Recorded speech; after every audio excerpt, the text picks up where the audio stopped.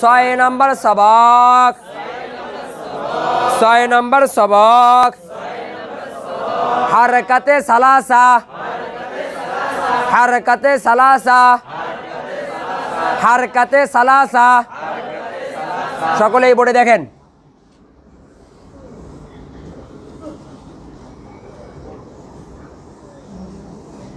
আপনার ছেলেটার মাঝখানে পাশাপাশি করে দুটো হামজা লেখেন ডাইনেরটায় জবর দেন বামেরটায় জবর দেন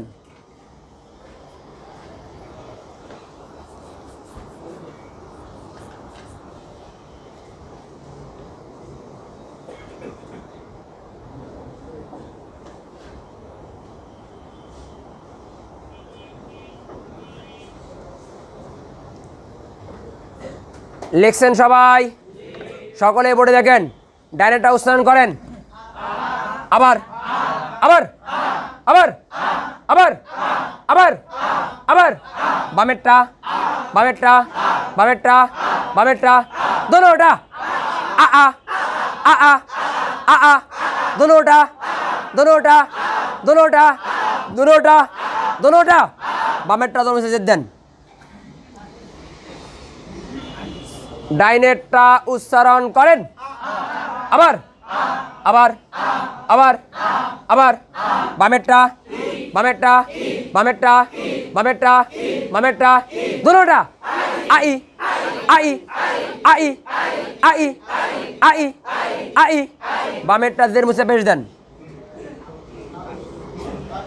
ডাইনেরটা উচ্চারণ করেন ডাইনেরটা ডাইনেরটা ডাইনেরটা ডাইনেরটা বামেরটা বামেরটা বামেরটা দোনোটা আউ আউ আউ আউ আউ আউ হরকত মোসেন হরকত মোসেন বামেরটায় জের দেন ডাইনেরটায় জবর দেন ডাইনেরটা উচ্চারণ করেন ডাইনেরটা ডাইনেরটা ডাইনেরটা বামেরটা বামেরটা বামেরটা বামেরটা দোনোটা ইয়া ইয়া ইয়া ইয়া ইয়া বামেরটা দোনো জের দেন ডাইনেরটা উচ্চারণ করেন ডাইনেরটা ডাইনেরটা বামেরটা বামেরটা দোনোটা ই ই ই ই ই ই বামেরটা জের মুছে পেশ দেন ডাইনেরটা উচ্চারণ করেন ডাইনেরটা ডাইনেরটা ডাইনেরটা বামেরটা বামেরটা দোনোটা ইউ ইউ ইউ ইউ ইউ বামের হরকত মোসেন বামে ডাইনেরটায় পেশ দেন বামেরটায় জবর দেন ডাইনেরটা উচ্চারণ করেন ডাইনেরটা ডাইনেরটা বামেরটা দোনোটা উ আ উ আ উ আ উ আ বামেরটা জবর জের দেন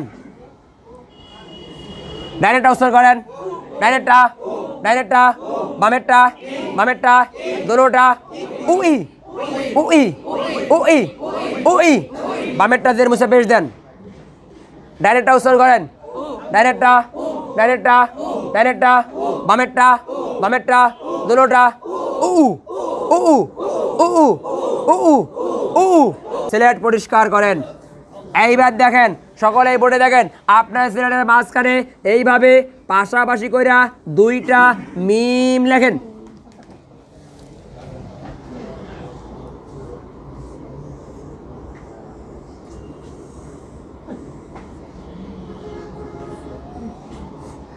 ডাইনেরটায় জবর দেন বামেরটায় জবর দেন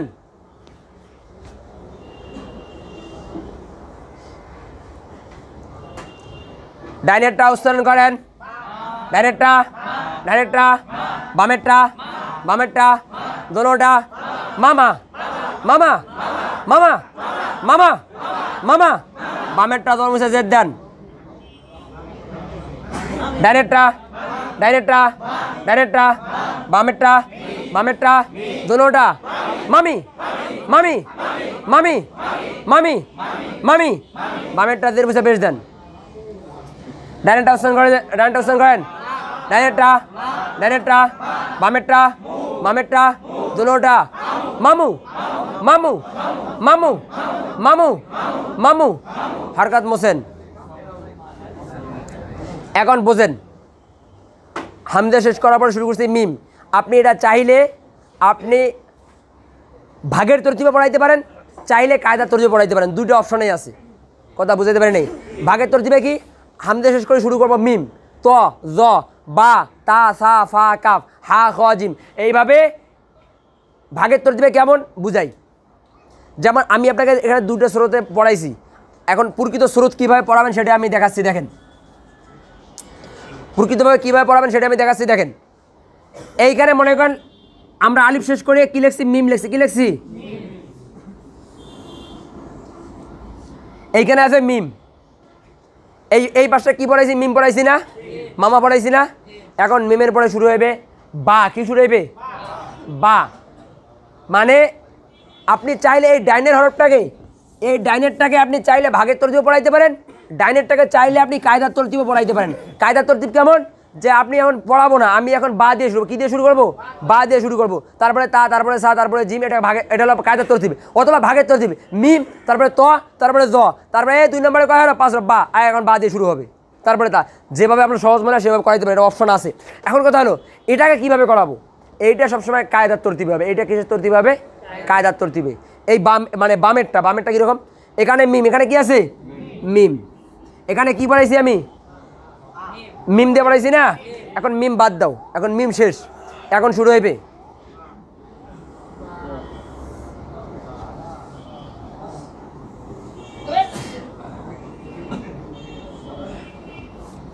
মাবা। কে? মাবা, মাবি, মাবু।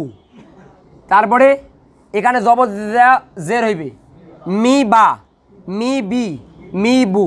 তারপরে মু বা, মু বি, মু বু। এখানে মিম ঠিক থাকলো, মিম কি থাকবে? ঠিক থাকবে। এখানে বা এখন মুইসা তা হয়ে যাবে। এইখানে পরিবর্তন করা 29টা পরিবর্তন, কটা পরিবর্তন হবে? 29টা। এখানে পরিবর্তন হবে কটা? একটা। কটা?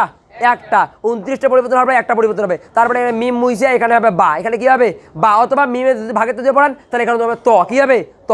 তবা, তবি, তবু, তা, ততি, ততু। কথা বুঝতে পারছে? তসা, তসি, তসু। কথা বুঝতে পারছি? এইভাবে মোট উচ্চারণ 3500। কত হাজার উচ্চারণ হবে? 3500 উচ্চারণ আপনাকে করাইতে হবে। আমি শর্টকাটে করাইলাম, আপনারা বাচ্চাদেরকে শর্টকাটে করাই দিয়ে চলে যাবেন, তাই না? হ্যাঁ, আচ্ছা। এইভাবে মোট 3500 মতো উচ্চারণ হবে। এটাকে আপনি মস্ক করে দেবেন। যদি আপনি মস্কতে দুর্বল থাকেন তাহলে ওই ছেলে কখনো কোরআন শরীফ সহি শুদ্ধ করতে পারবে না, অসম্ভব। এটা এর জন্য জবাবদিহি করতে হবে আপনাকে। এর জন্য আমি মনে করি গুনার ভাগী হবেন আপনি, কারণ এটাকে যদি ভালোভাবে ইজরা না মস্ক না করেন, ওই ছেলে যতই বড় হোক না কেন সে কোনোদিন আর সহি শুদ্ধভাবে কোরআন শরীফ পড়তে পারবে না, অসম্ভব। কারণ আপনি তার মেরুদণ্ডের হার আপনি ভেঙে দিয়েছেন, মেরুদণ্ডের হার আপনি ভাঙছেন। এই জন্য ক্লাস 1-এর ক্লাস সবসময় জন্য মিয়ারি উস্তাদ, যে ভালো দক্ষ শিক্ষক, তাকেই দেওয়া হয়। কারণ যেন ওইখান থেকে ছাত্ররা ভালো কিছু শিখতে পারে, ভালো কিছু জানতে পারে। এই জন্য সবসময় কঠিন ক্লাসগুলো কাকে দেওয়া হয়? মিয়ারি যে দক্ষ উস্তাদ, যে নতুন ট্রেনিং করে তাকে দেওয়া হয়। দেখবেন যে সবচেয়ে ক্লাস 1-এর ক্লাস করা কঠিন, আর ক্লাস 1-এর দায়িত্ব যারা নতুন ট্রেনিং করেছে তাদেরকে ছাড়িয়ে দেয়। কারণ এই ক্লাসের মধ্যে কঠিন কোনো ক্লাস আর কোনো ক্লাস নেই, এই ক্লাসের মতো কঠিন ক্লাস। কারণ বাংলাও আপনাকে ভূমিকা শিখাইতে হবে, ইংরেজিও আপনাকে শিখাইতে হবে, আরবি আপনাকে শিখাইতে হবে। ক্লাস 2 আর ক্লাস 3-এর মধ্যে এগুলো শেখানোর সময় না, সব কিছু শেখানোর সময় ক্লাস 1-এর মধ্যে। এর মধ্যে শিখাইতে না পারেন ক্লাস 2-3-এর মধ্যে কোনো লাভ নেই, আর কোনো লাভ নেই। এই জন্য সবচেয়ে কঠিন ক্লাস হলো ক্লাস 1-এর ক্লাস, আর ক্লাস 1-এর ক্লাস কেউ নিতে চায় না, বড় কষ্টের কাজ। এই যে আমি লেখাগুলো লেখাইলাম আপনাদেরকে, আরবি লেখাগুলো বা বাংলা লেখা যেগুলো আমরা লেখাইছি, এগুলো এত সোজা মনে করেন না। আপনি একটা শব্দই আপনি 1 মাসে একটা মানে আপনার ক্লাসে 30টা ছাত্র আছে, আপনি আয়ত্ত করিয়েন তো একটা শব্দ।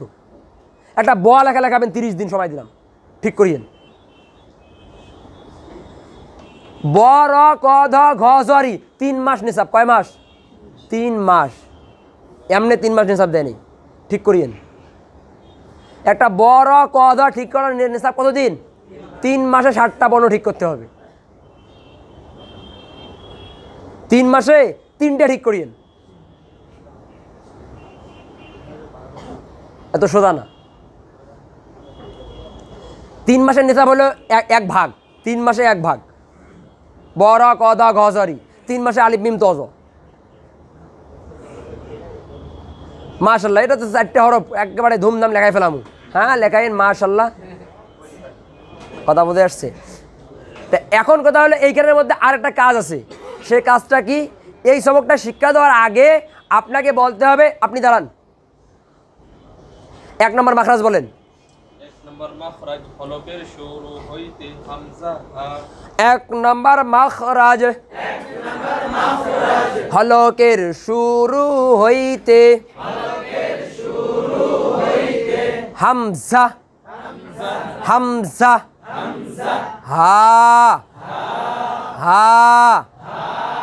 এইভাবে এখন 1 নম্বর আপনাকে এটা পড়াইতে হবে মাখরাজের তরতিব, কিছু তরতিব পড়াইতে হবে, মাখরাজের তরতিব পড়াইতে, কিছু তরতিব পড়াইতে হবে, মাখরাজের তরতিব পড়াইতে। এইভাবে আপনার 17 দিন পড়ান বা আপনি 20 দিন পড়ান। আজকে আমি 1 নম্বর মাখরাজ শেষ করছি, আগামীকাল আমরা 2 নম্বর মাখরাজ দিয়ে মস্ক করবো। এখন 2 নম্বর মাখরাজে মস্ক করবেন, এখন আগামীকাল শুরুতে মস্ক শুরু করলেন, এখন মস্ক শুরু করলে তারা তো মাখরাজ জানে।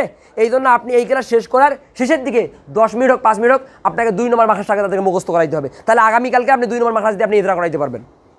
আবার আজকে 2 নম্বর মাখরাজ দিয়ে ইদরা করানো শেষ, 2 নম্বর মাখরাজের হরফ শেষ, এখন আপনি নেক্সট টাইমে আগামীকালকে 3 নম্বর মাখরাজ হবে, আজকে আপনি শেষে 10 মিনিট 3 নম্বর মাখরাজটা মুখস্থ করান। এইভাবে মাখরাজ হাইসিয়াতে মস্ক হবে। কি হাইসিয়াতে মস্ক হবে? মাখরাজ হাইসিয়াতে মস্ক হবে।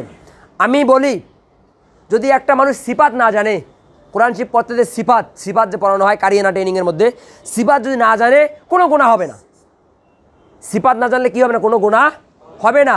আর সিফাত ছাড়া কোরআন শিব পড়া সম্ভব, সিফাত ছাড়া কোরআন শিব পড়া সম্ভব, সিফাত ছাড়া চলতে পারবে, কিন্তু মাখরাজ ছাড়া কোনো কারি সাহেব হইতে পারবে না, কোনো কারি সাহেব কোরআন শিব পড়তে পারবে না। ওরা এই যে মনে করেন এই যে সফিদ তাবাসির তাকরার মনহারি বা ইস্তেরাত কলকলা দাদের সাথে লাগান, উপরে দাদের লাগান, ঠেলা মারেন, এই যে অনেক কাহিনী যাই বলেন, আমিও মোটামুটি কারিয়া না কফের কারি হয়েছি, কথা বোঝে আসছে, আমি এটাকে আমি অস্বীকার করবো না। এখন কথা হলো, হ্যাঁ ওইটার পিছনে মেহনত করার আগে আপনাকে আগে মেহনত করতে আর মাখরাজ ঠিক আছে কিনা। আপনি একজন এখানে দক্ষ কারি আছেন, আপনি সিফাতের সমস্ত জ্ঞান আছে, আমার কাছে সিফাতের কোনো জ্ঞান নাই, আপনি সিফাত দিয়ে কোরআন শিব পড়বেন, আমি শুধু মাখরাজ দিয়ে কোরআন শিব পড়বো, আমার আপনি একটু বিন্দু পরিমাণ ভুল ধরতে পারবেন না। কারণ সিফাত বাইরে হয়েছে মাখরাজ থেকে, আর মাখরাজ যেখানে যে উচ্চারণ হয় সেখানে সিন সিন, আর সিন পড়তে কি বাতাস জারি ছাড়া সিন পড়তে পারবেন না? এখন পড়েন দেখি, আপনি সিন উচ্চারণ করবেন, বাতাস জারি হবে না, পড়েন। কে আছেন? ওই কারি সাহেবকে আমি প্রশ্ন করবো, আপনি বলতেছেন সিন বাতাস জারি থাকিবে, তা বাতাস জারি ছাড়া আপনি এটা পড়ে দেখান। আপনি বলতেছেন সিনের মধ্যে বাতাস জারি থাকবে, আপনি দাবি করতে সিনের মধ্যে বাতাস জারি থাকবে, বাতাস জারি না হলে সিন হইতো না, আপনি বাতাস জারি করে ছাড়া একটা পড়ে দেখান আমাকে, আপনি কেমন পারেন?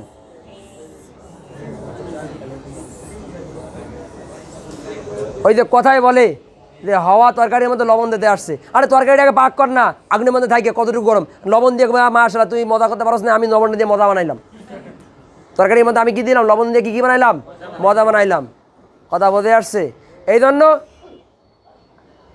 ঢাকা শহরে অনেক ভালো ভালো হাফেজ সাহেব আছে, অনেক ভালো ভালো হাফেজ আছে, কিন্তু অনেক ভালো ভালো হাফেজরা ভালো কোনো স্থান পায় না। একজন ব্যক্তি আইনে ওকে উপস্থাপনা করে আমি একে বানাইলাম, ও পড়াইছে, ওরে বানাইছে আর এক বাড়ায়, কিন্তু নাম কামি করলে আরেক বাড়ায়। এই জন্য যে মাখরাজ ছাড়া কোনোদিন কোরআন শিব পড়া সম্ভব না, সিফত ছাড়া কোরআন শিব পড়া সম্ভব। সিফত ছাড়া কোরআন শিব চলতে পারবে, মাখরাজ ছাড়া চলতে পারবে না। আর সিফাত যেটাকে আমরা বলি, এটা হলো মাখরাজের সারমর্ম হলো সিফাত। কারণ মাখরাজ দিয়ে যদি আপনি যেটা দেখবেন সিনের মধ্যে এমনি অলরেডি বাতাস জারি হচ্ছে, এটা আমরা সিফাত বলতেছি, সিনের মধ্যে বাতাস জারি থাকিবে, তা বাতাস জারি করা ছাড়া কি পড়া যাবে? সিন সরাই পাখির আওয়াজ থাকিবে, সরাই পাখির আওয়াজ এমনি আসে, কথা বুঝাইতে পারছি? তো এই জন্য মাখরাজ আমাদের জানতে হবে। এই জন্য দৈনিক দিন তাদেরকে বাচ্চাদেরকে মাখরাজের প্রতি অনেক গুরুত্ব দেবেন এবং মাখরাজগুলো মুখস্থ করাবেন। আর মাখরাজ তাদেরকে মুখস্থ করাইতে দিলে তারা কখনো মুখস্থ করবে না, তাদেরকে আপনি মুখস্থ করাইতে হবে। কিসের মাধ্যমে? মস্কর মাধ্যমে এবং মুখস্থ করানোর মাধ্যমে। মস্ক কেমন? হামজা হা, এবার তাদেরকে মাখরাজ করাতে উচ্চারণ বুঝাইতে হবে, কারণ তারা জিব্বার আগা, তাদের অনেকে দাঁতে নেই, কোনো ঠেলা মারবে, এই আপনি তো আগার সাথে লাগান, দাঁত নেই, অনেক কোনো ঠেলা মারবে কই? ছোটো ছোটো বাচ্চা যারা আপনাদের পড়তে যাচ্ছে ওপরে দাঁতে নাই, তাহলে ঠেলাটা মারবে কোথায়?